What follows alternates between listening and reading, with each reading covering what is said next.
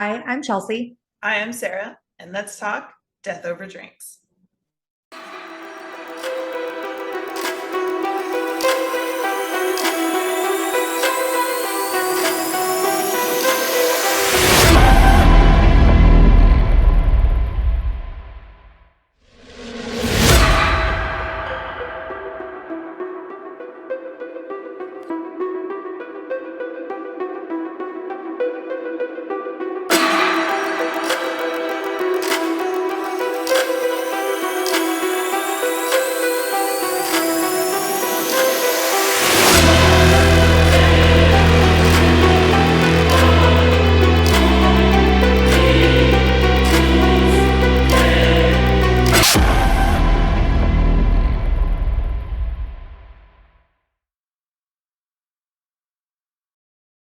So his mother, Eleanor, her father is an absolute asshole. So apparently he is someone who likes to bully and he likes to just throw his weight around, right? Kind of has some control and some anger issues. So there's that. Now her mother, on the other end of the spectrum, reportedly has some kind of severe mental illness, but from what I can find, like there was no diagnosis of it. So I have no idea whether that's even true or not. But if so, it does make sense, especially when you start considering Blake Leibel a little bit later on in his years. Yeah. So now back to Eleanor's side of the story. Like here's how effed up her father is. Her father's name is Paul, by the way. So Paul, he owns a business. He's super rich, and he passes away. But before his family can actually inherit any kind of money, they have to pass. He stipulates in his will that they have to pass drug and alcohol screening. Okay, pass that. Alcohol screening. I'm just kidding. Well, we'd be out. Damn it. All right, so where was I before I was so rudely interrupted by your camera? Sorry. Oh, so the drug and alcohol testing, right? Now, it's not only that testing, but they also have to take an HIV test, and they can't have HIV, which is so weird. It's like, who does that, right? Well, I mean, and if you think about it though, back Maybe the in time. those days, yeah, I think it's more of the time because back then it was like, it was thought from HIV, from, homosexuality, and that was still, kind of on the fritz at that time. So at you're that, involved with that shit, you're not gonna get nothing. yeah, I think that's kind of what he was going for. The more like a Absolutely. Canadian accent, maybe. I'm so sorry. No, just to Canadians at all. It's okay. I just did like the hick thing, and yeah, I can't do accents. They talk normal.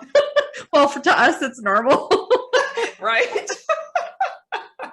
All right. So anyway, okay. So Eleanor apparently passes all these tests, and she gets a payout of like $12 million. Okay, so she's super loaded. Somewhere in that time frame, Eleanor and Lorne are not working out, so they split up, and Cody, Blake's brother, goes with his father, and then Blake ends up with his mother. And during that time, like it was reported that Blake doesn't really have like a really good relationship with his father, and the reason why is because his father doesn't support him enough. So remember when we were talking a little bit about how he's just not a normal human being? little silver spoon fed there.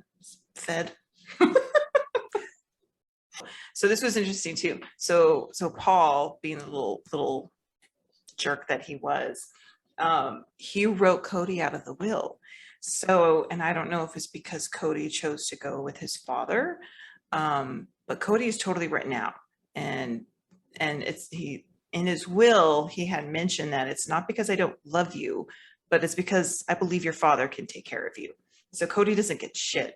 So to recap, on Blake's mother's side, there's like the temper issues, there's the bullying, the control factor, and then also possibly some mental illness, right? Now his father, Lorne, he's got his own set of issues.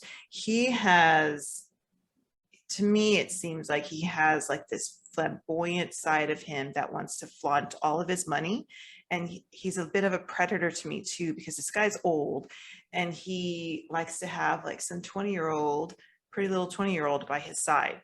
So totally flamboyant. Typical rich old man stuff, you know, like I have money, I have young women. Exactly. Yeah. So that's pretty gross. So there's that. Now, to me, though, too, like I also find that this is important because it does feed into who Blake is and who he becomes. So remember those stories. So in 2004, Blake ends up moving to California. His brother Cody is out there as well. And this is, you know, he's like 23 years old and he's getting money from Mommy Dearest. In 2010, Blake published a graphic novel entitled Syndrome. And it's about a doctor who studies serial killers and looks for a cure for their syndrome, not because they're evil, but because killing people is a syndrome. So there's that. Have you seen like the cover of that? Yeah, we're going to talk about that. It's actually really disturbing. It's so disturbing. When we get into like the trial details, because Blake tried to appeal it too, and it's like, wow, man, there's just too many similarities between what's inside that graphic novel to the killing of his wife. But we get ahead of ourselves. All right, so now this is weird. So in the graphic novel, the doctor's name, the doctor who's supposed to be curing serial killers, is named after his mother. The last name, her maiden name, Chattel. So that's a little odd, I think. And then I started thinking, I was like, okay, so did his mother know that he was a little off? Was he like murdering cats when he was younger? And I'm like, Don't Fuck with Cats, which was a really good documentary. I think so. Anyway, I'm like, seriously, don't fuck with cats. Ew, it's just so. I mean, I feel like as a mother, right? Like, and this kind of goes into later part of the story. Like, mother's intuition, it's like a mom knows, you know, and whether they want to be in denial about it or not, they know. Which I think was the case. She's like, "Here, son, have some more money. Just like money will cure it." Right. Yeah. Like, don't bother me. Just so you gotta wonder about that. I found that really interesting that they put her in there that way. Well, and it's also just, again, like goes back to the whole mama's boy thing, right? It's like all these mommy issues that, I mean, you know, I think the mommy issues was as long as mommy gives me money. Seriously. Ugh, because he didn't have a really good, he didn't have a good relationship with his dad. Reportedly, because his dad didn't fund him like his mom did. But then at the same time, because he didn't even show up to her funeral. Right. Yeah. Like, how messed up is that? He's not a mommy's boy. I'm sorry. Mommy's boy would be at a funeral and crying. So there's, I don't know, he's just, like I said, he's a little fucked up in the head. So anyway, but this whole time is when Blake really started getting busy studying serial killers and I believe ways to torture victims. So apparently he was even looking at ways in which to drain bodies of their blood. And while he was working with the two actual authors of Syndrome, Ryan, I forget the other guy's name, but so Blake, just so everyone knows, Blake didn't actually write Syndrome. He commissioned it, and he was the one who brought in the ideas and the characters, like the context of everything, right? He just hired these other guys to write it, and then they all worked together to write the thing. So during this time, he was working with Ryan. Sorry about the other guy. Sorry, dude, can't remember your name. Probably don't want your name mentioned anyway. And Ryan's the last name, by the way. Probably cut that. Probably. So anyway, he was talking to them about this in Syndrome about draining the victim's blood, and he even demonstrated to the guys, like, you would have the hands above their head and you would hang them upside down, and that's how you would drain them of their blood. So that's important to remember when we come down the story a little bit more. So remember that. So then in 2011, Eleanor passes away. Now, Eleanor, remember, she's money bags. She feeds him money through an allowance. So she dies from brain cancer. Now, I did look up like what causes brain cancer, because I was thinking, does this tie back to any kind of mental illness, from that side? Couldn't find anything. People don't really know why people will come down with brain cancer, and it's actually a very rare disease. So it's sad. No matter what, it's sad. So she leaves her fortune to both her children, Blake and Cody. Now, remember how I said, Blake is like his father in some ways.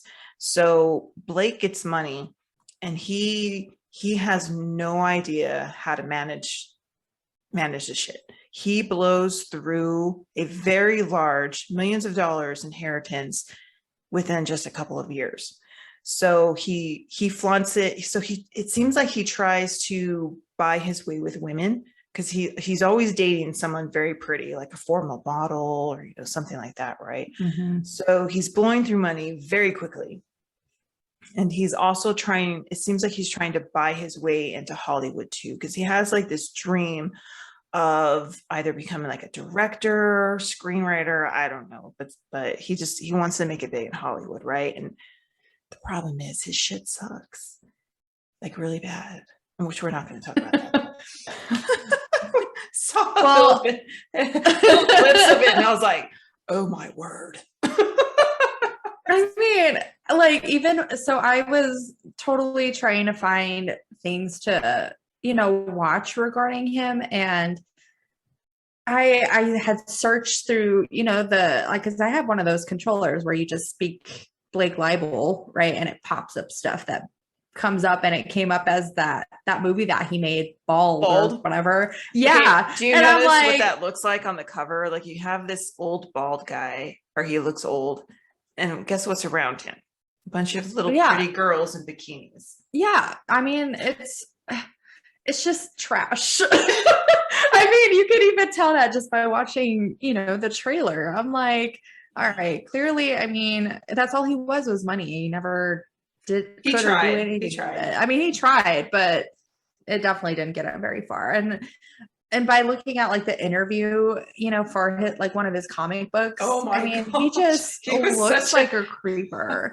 You know what I mean? Yes. Yeah. And like, obviously, if you guys ever go back and watch that little interview that he did at this Comic-Con thing, and he was talking about he was just I don't know, a bunch of dinosaurs taking over the world with helicopters. They just grab like about 400 helicopters, and in one swoop, they just all fall to the ground. How would you feel? Right. And like, I think, didn't the girl say like, oh yeah, that'd be so cool? She's or all something, looking and I'm down. like, she's all, oh God, I hate interviewing. Poor thing. I mean, he's totally, I don't know. He's out there. He's so out there. He's like a form of Norman Bates. He's just a creep. I don't know, man. Yes, he's a total creep, and all of his writing is shit, which was why he had to hire people. Maybe that didn't work out because it was his ideas. Right. And as I was watching that, I'm like, man, he's totally giving me live with my mom in her basement vibes. Like, like where, watching porn all day, probably. Yeah. And video games and his graphic novels and whatever. And like, I'm all for nerdy stuff, but that's like, that's not nerd. There. That's a whole other level. Like, oh well. Okay. Anyways. So back to the story. All right. So 2011, he marries Amanda Braun. Now, Amanda Braun, super pretty. She's a model. Shortly after they got married, she has her first child with Blake. And I shake my head at that because, like, after seeing pictures, and of course this is all hindsight, right? But when you're looking at this dude and you're like, he is so not attractive. Like, it's just, How? See, it's money. But then you think That's about all it is. it's all though. money. He throws money at it. Yeah. Yeah. Which is sad. But I mean, he had to have some kind of charm to him, Some you kind of know, charm. but then later on, you know, all of a sudden his real self obviously comes out, you know, and it's, Yeah. So, okay. Speaking of his real self, in 2015, they split up and she's pregnant with his second child. So again, kind of like, you know, piece of shit person. Mhm. But at the same time, I'm thinking, well, lucky for Amanda. Like she got lucky. Yeah. And in all honesty, yeah, she did. Yeah, she totally did. So she's probably like, oh, thank God. I knew there was something wrong with him. She's your problem now. She's all, I'm out. All right. So while Amanda is pregnant with his second child, now remember how I was saying like he's kind of like his father. So, you know, with all these girls, so he starts dating Iana. So enters Iana into his life, Iana Kasian. So Iana is she's from Ukraine. She was a former tax attorney. So she's not stupid. She's very pretty. And then she moves to LA and she's training to be a translator. And I believe that's how she and Blake met. So Blake is married in the middle of divorcing his wife who is pregnant with the second child. And now he's got a girlfriend. So during this time, Blake starts, you know, delving deeper and deeper into like brutal violence kind of stuff. And his friends are noticing like he's just really focused on like the dark side of things. And he starts to become paranoid and he starts to isolate himself. And during this time, he starts working on another graphic novel entitled Psychopump. And Psychopump is about a superhero-esque, but not really, vigilante who cuts off the heads of villains and posts this shit on YouTube. And imagine getting that, right? Like looking at it, like he's trying to sell it to someone and they're just looking at it and they're like, oh yes, this will teach our children. Yeah, like in what mind? I mean, we see vigilante movies all the time, and do you ever see one that chops off the heads and puts it on YouTube? I mean, that's just that's starting to talk like terrorist shit at this point. On a whole nother level. You know, but we like Dexter. Shh. No, half the world does. What does that tell you about society? I mean, literally. It's a little scary if you think about it. And then here we are. Yeah. Cheers. Cheers. I'm knocking everything. All right. So anyway, back to the story. All right. So, well, needless to say, everybody hated it. So that didn't go anywhere. So think about this. Like, the guy's losing money like crazy because he doesn't know how to manage it. He throws money at everything. He's divorcing his wife. He's dating someone else. She's pregnant. He keeps getting rejected by Hollywood. So you can see how that kind of like, you know, F's you up in the head just a little bit. So, you know, moving down the timeline. Yep. Just a little bit. So it's April 2016. So Iana is very preggers and, you know, she's due any day now. And her mom, Olga, comes from the Ukraine, and Kasian, with Blake's money, rents an apartment that's literally just down the street from where they live. So she's there, and Kasian buys her mom a phone. I'm going to call her Iana, not Kasian. It's weird. So Iana, I know. I was like, wait, what? So Iana buys her mom a cell phone, and they're just constantly touching base with one another. So then in May in 2016, Iana gives birth to her baby girl. And then Olga is there, and she's helping out with the baby and everything, but she doesn't stay with them in their apartment. She's in her own apartment. So now remember, Blake is in the middle of divorcing Amanda. Iana just gave birth, and Via C-section, mind you. oh, I didn't know that. Yeah, it was via a C-section. Like that was, I believe, the main reason Olga came, so she could help her out. Because I mean, C-sections are rough. Well, Olga So you came can the month before, imagine. though. I mean, because they Mm. set up her up in an apartment like a month before the baby came. Oh, So she okay. was planning on coming anyway, which, you know, she's grandma. Like, why not, right? Yeah, yeah. Yeah. So anyway, so Blake reportedly is extremely jealous of the baby. So this kind of tells you a little bit more like, seriously, dude, like, It's a baby. yeah, it's a baby. Like all the mom's attention is going to go to the baby. Like, Right. feed, sleep, change, diaper. Feed, sleep, change, diaper over and over and over again. Right. So he gets like super jealous. And so he decides to turn his attention to, guess what? Another woman. Mm. So divorcing Amanda. Ba, ba, ba. Iana just had another baby, or a baby, his baby. And now I'm going to hook up with someone else. Well, this lady, she files a complaint that he sexually assaulted her. So then Iana has to go to his rescue in prison, pays like, or not prison, but jail, and pays $100,000 fine to get him out. So needless to say, she's, you know, not happy, right? She's like, screw this, I'm leaving. So she packs up some bags and she heads to where her mom is in the apartment, you know, a few blocks down. So she's staying with her mom for a little while. And not to mention, too, didn't he also threaten Iana, saying, "I will pretty much go out on you if you don't have sex with me"? Like, isn't that kind of how that I started heard too? that. Yeah. So freaky. Freaking douchebag, man. wanted to force her to have sex with him all the time.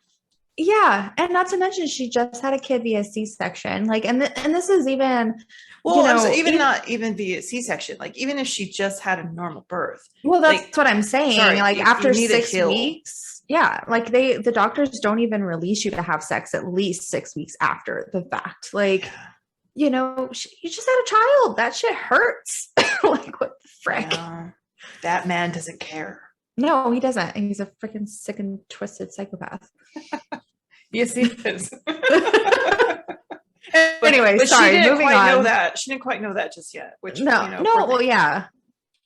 All right. So then, she's living with her mom. So it ends up that you know, Blake is pretty pissed off that she's with her mom like all the time. And so he ends up sending her like a text or getting a hold of her and pretty much saying like, you need to come home, but without the baby. So that's a little weird, right? So here's where the sickness like starts. So on May 23rd, 2016, Iana left her baby with the grandmother, Olga, and she heads back to Blake's condo. And unfortunately, this was like the last time that Olga ever saw her daughter alive. So Iana is now with Blake. On the 24th, Olga talked to Iana on the phone, and she reported that it was a 7-minute conversation. And that was the last time she ever heard her daughter's voice. Then on the 25th, Olga hadn't heard from Iana at all. And Iana was not answering the phone calls, was not answering texts, which is like super unlike her. Because remember, Iana bought her a cell phone so they can be in constant communication with each other, right? So she and her mom are like really close. So, you know, little mother sensies come up and it's like, something's wrong with my daughter. So now this is the 25th of May. So Olga decides, I'm going to go over and see what's happening. So around 1:44 p.m., Olga and a friend go over to the Blake's apartment and she sees Iana's car there. And so she's like, okay, she's home. She's there. And so she walks around to the front and she sees that the glass balcony door is open. And so she tries to call out to Blake saying, hey, let me in. And she reports that she saw his silhouette and his hand come up and close the door. And so she was like, First red flag right there. Yeah, like what the fuck? Or Something's second, wrong. if you think about it. Yeah. Mhm. All right. So she ended up calling the police. And two LA County Sheriff deputies show up. They come to the location, but when they come, like all the blinds are closed.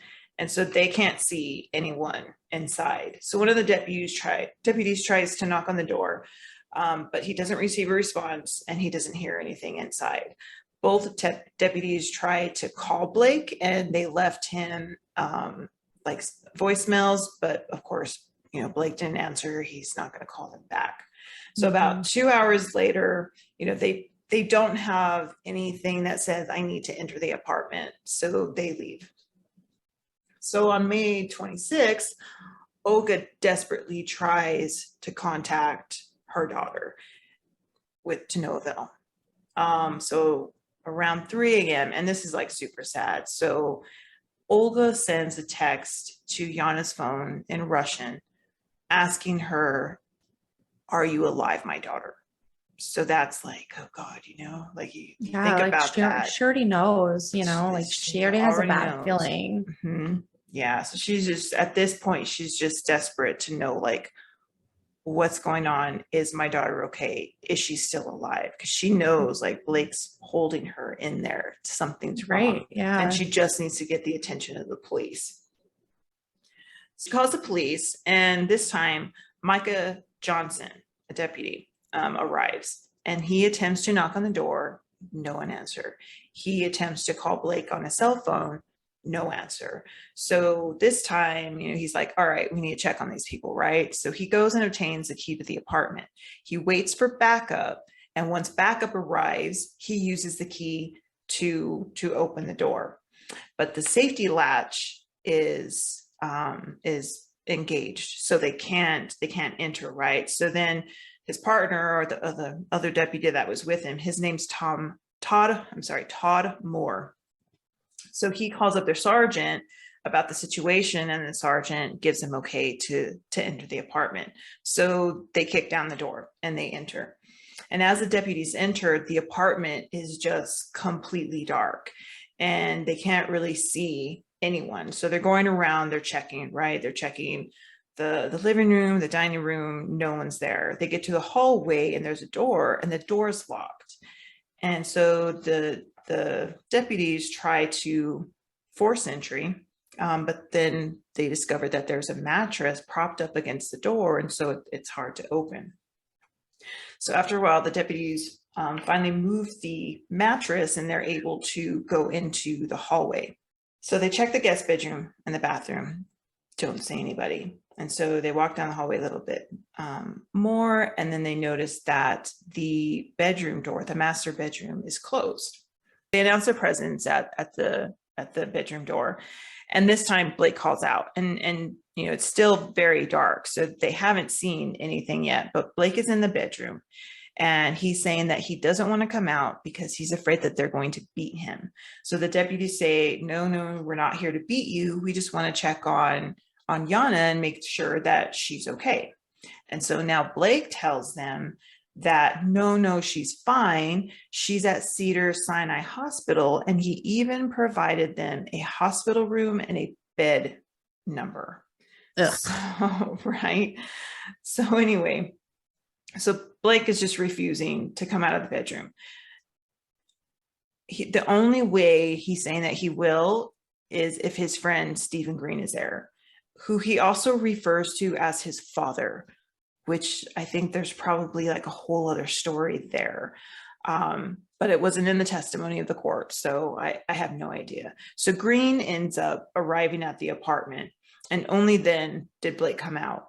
And when Blake did come out, he was only wearing white boxer shorts. So Green goes and finds Blake some clothing, but the deputies take it and they check it first. And in that clothing, they find Blake's passport and $4,000 of cash.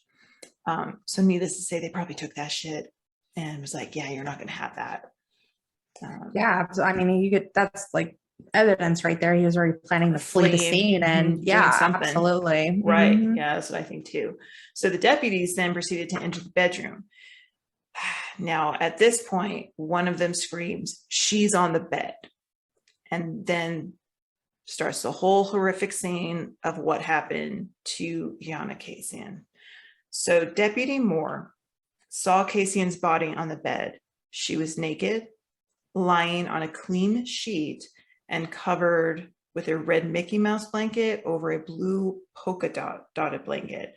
Her scalp had been removed and her head was laying on a pillow. And the pillow next to her, there was an indention.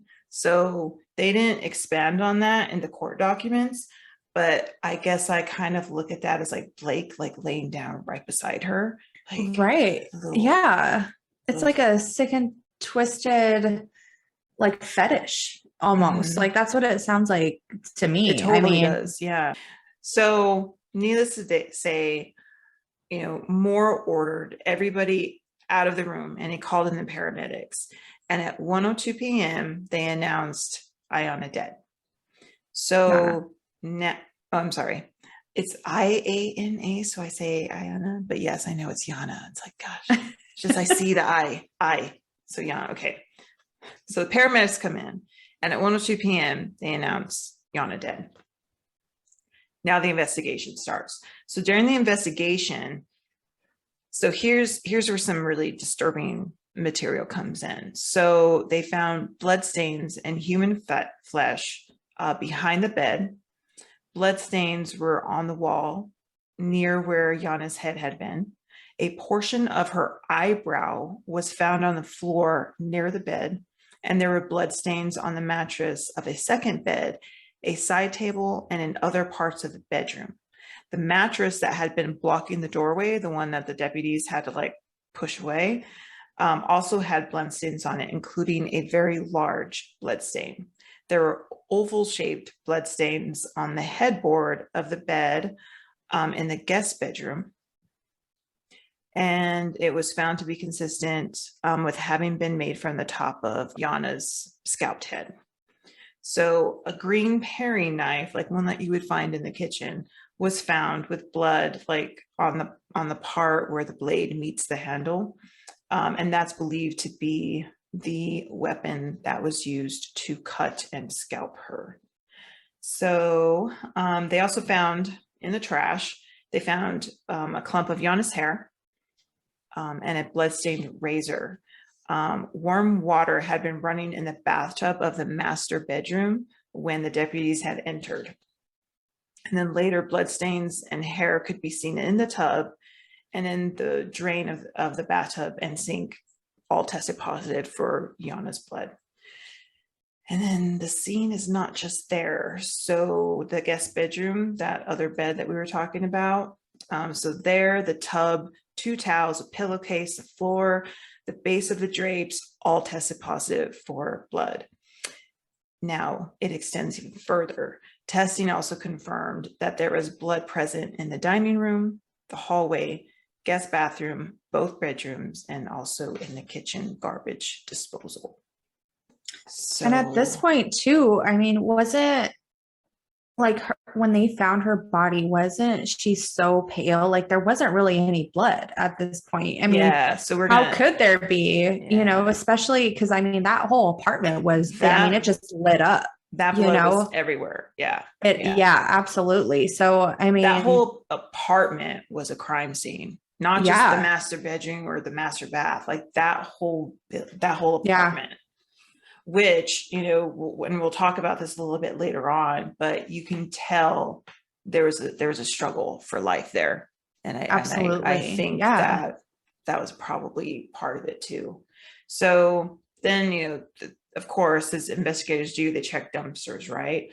So in the dumpster that was near Blake's apartment, in trash bags, investigators found bloodstained towels, bedding, bath mats, clothing, placemats, and a bed skirt. Get this is important.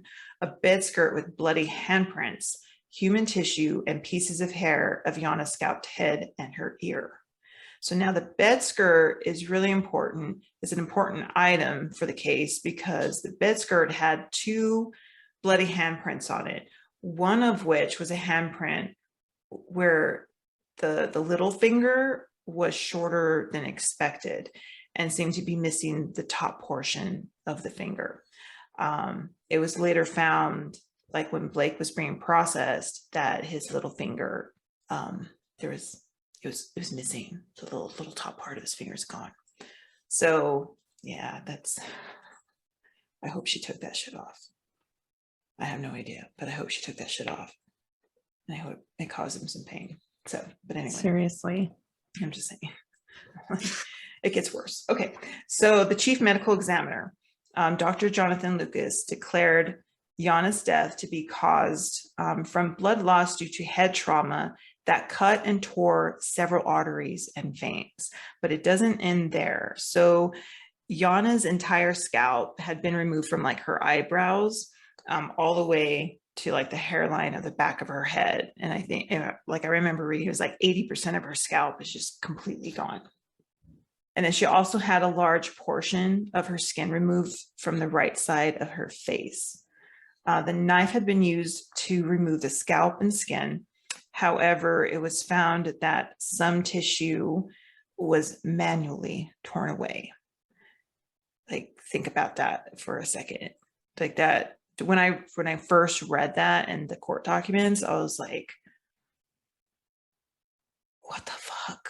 You know? Like, I don't know. I mean, all of it's really disturbing, but like, are you seriously?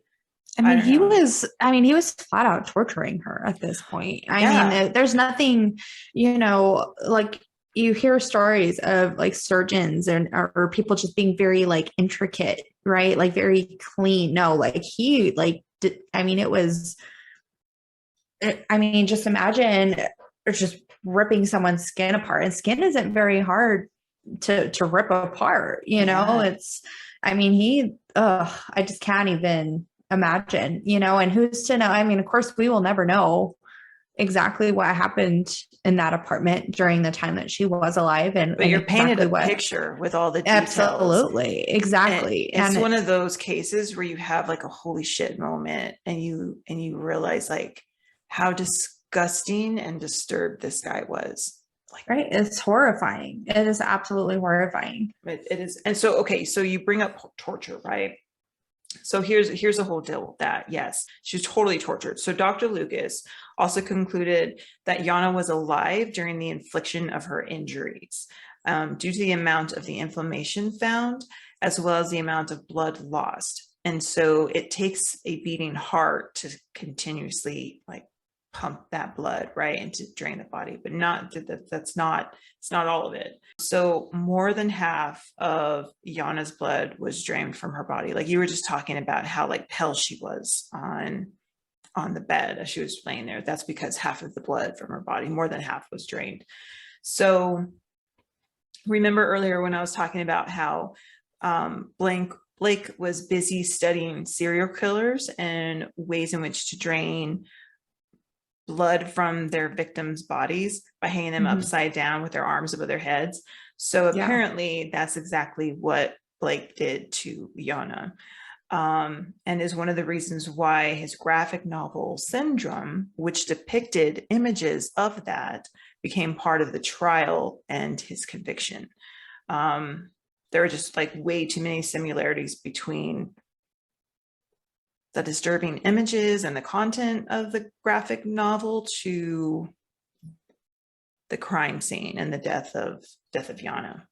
Yeah, which I feel like in most cases, you know, some of those things wouldn't even be placed into evidence, right? Because it's a story. I mean, it's like, it's people hearsay. watching horror it's called movies. Hearsay evidence. Right. Yeah. So, but in this case, because it was like how we were talking about the title or the cover of that graphic novel, I mean, that whole scalp, like that whole scalp was like ripped off or cut off, whatever. And that's exactly what happened. Yeah. And that was with the baby. And, you know, and who's to say too, like, and this is kind of my own thing, right? Where he used a baby and yet he was also jealous of a baby, you know? So clearly, I don't know. Like, I don't know how that would tie into it either, because obviously syndrome was before all of that. That was back when he married Amanda. Right. But and that's around not the first baby time.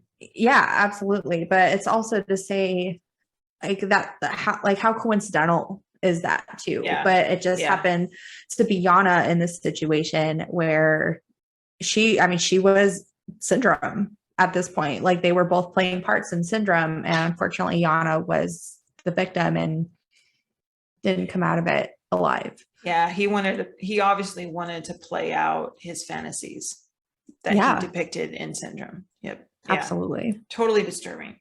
So Dr. Lucas, he gives his opinion that the bloodletting, the draining of Iana, could have been accomplished by hanging her upside down in the bathtub with running water over her scalped head and ear, causing the increase of blood flow to those open areas and also hindering blood clotting.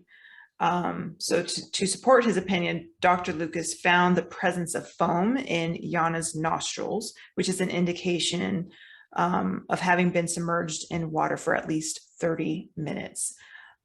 More so, the findings of clear fluid in Iana's vagina and the wrinkling of the pads of her hands also indicate being submerged in water. So, yeah, Blake hung her upside down and ran water just to help that blood flow. Just like, you think about that, it's like, oh my gosh, and she's alive. She's alive during this whole time. Right. Just alive. So so this also supports the reason when Iana was first found, remember how she was on clean sheets?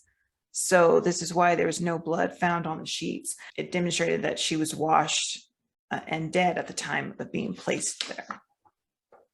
So another doctor testified in the trial. His name is Michael Habib, and he testified as an expert in human. I meant to Google this word on how to say it first, so I'm sorry if I'm saying it wrong. Is it cadaveric? Cadaveric? Cadaveric? Is it cadaveric? Cadaveric, maybe. Cadaveric. Okay. Yeah. I mean, that sounds right. Cadaveric. Because it's cadaver. Cadaveric. Yeah. Okay. Yeah. Cadaveric. Yeah. All right. So Dr. Michael Habib, who testified as an expert in human cadaveric anatomy. Mm-hmm. I'm all screwed up. Say that 5 times fast. I'm all, damn, such big words.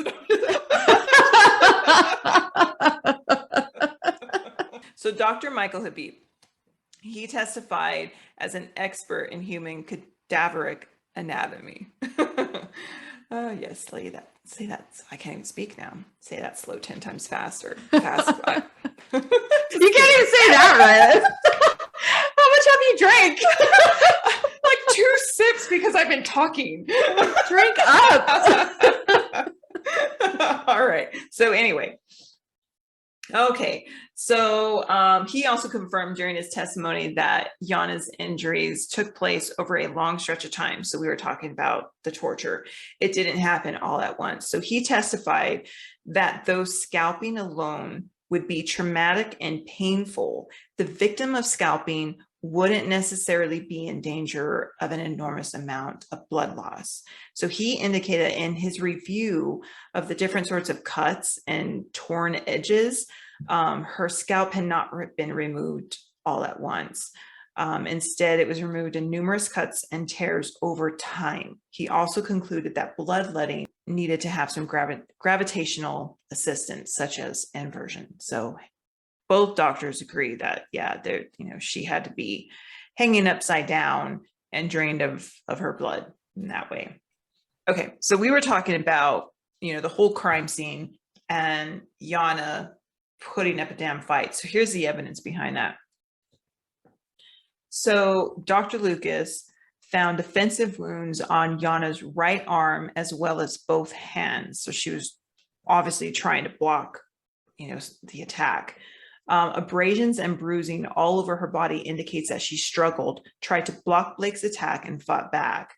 And then Blake, when he was being processed, at the police station, when he was being photographed after the arrest, he had severe bruising to both his eyes, scratches and bite marks on his body, even puncture wounds from what appeared to be made by fingernails. So like she fought. And then there was also bruising on the front shin of both legs and an oval shaped bruise on the top of his right foot near the ankle. So when I read that, all I can think was like, in like defensive training classes where you like, you put you kick into that person's, you kick their foot, their knee, something like I totally pictured Iana doing that. That shit hurts. Absolutely. Yeah. So I would too. She fought. So he came out with some wounds too, but unfortunately, he got the best of her, which was really sad. But during the photographs, like they took pictures of his hand. And so remember how like on the bed skirt, there were bloody handprints.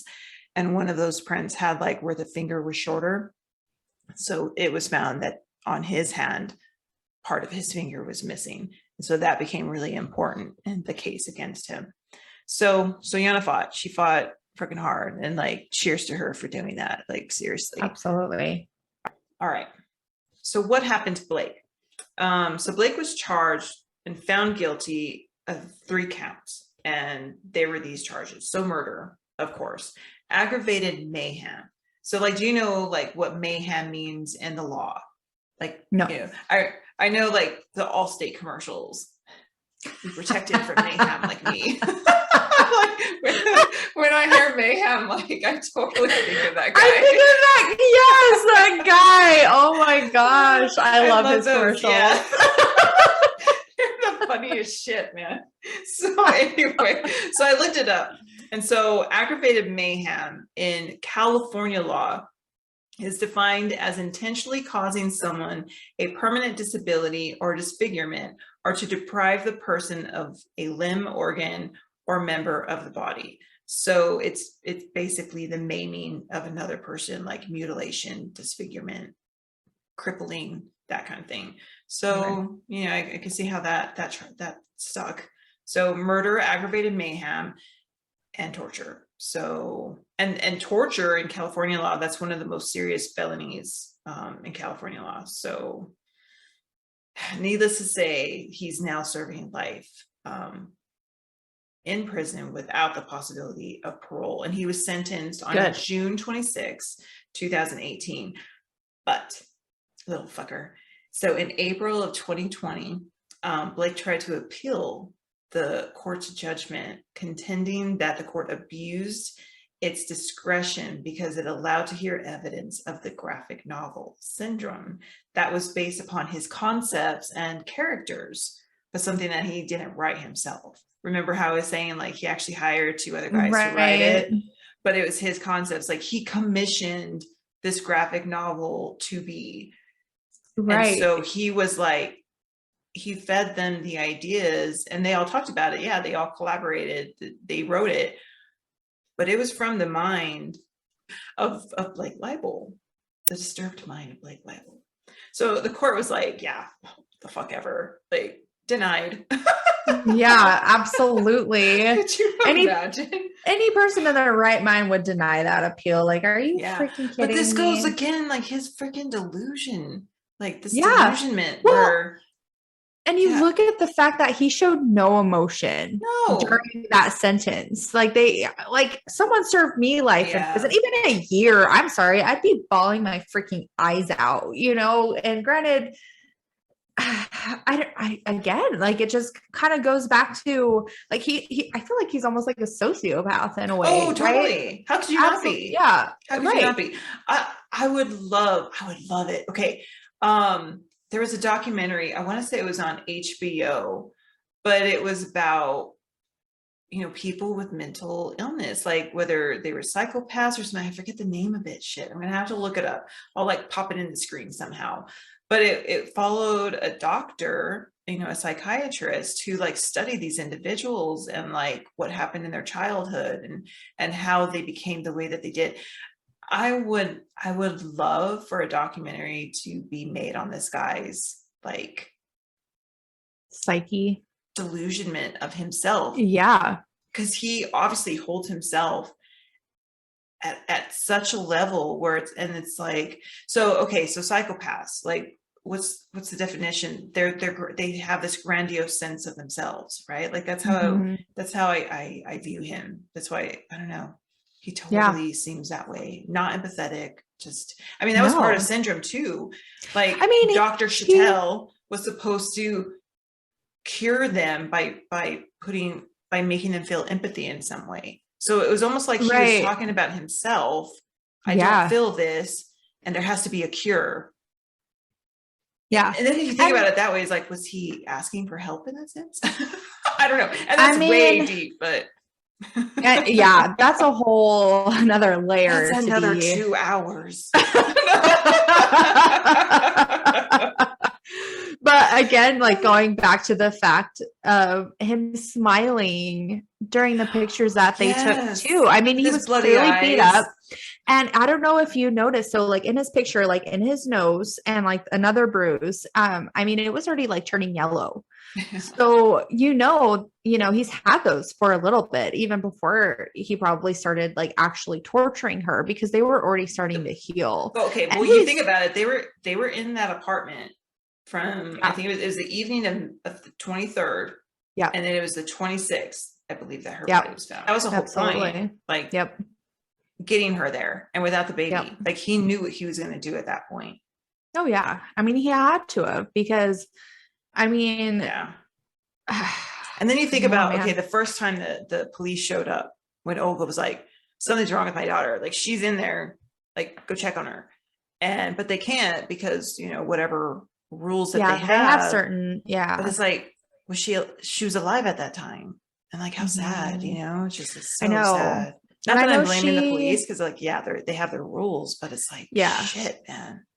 Shit. I know. And you have to think, like with Olga, I mean, bless her heart, because I know she like probably still beats herself up to this day. I mean, she ended up going back to the Ukraine, Yeah. I mean, because that's your child. And it's like, you knew something was wrong. Again, going back to that mother intuition. And, cheers to her for taking that extra step and like really pursuing the fact that like she needed to get checked up on, and she had no means to do that, because clearly she could only do so much in her power. And that's what she resorted to, was the police, but even they couldn't help to a certain extent, but she still persisted. And at the end of the day, I mean, he got caught. So thank you for joining us tonight for Death Over Drinks. Hope you enjoy the Grapefruit Martini if you tried it. And we want to give a cheers to Olga, because she never gave up. Cheers. Yes. Cheers.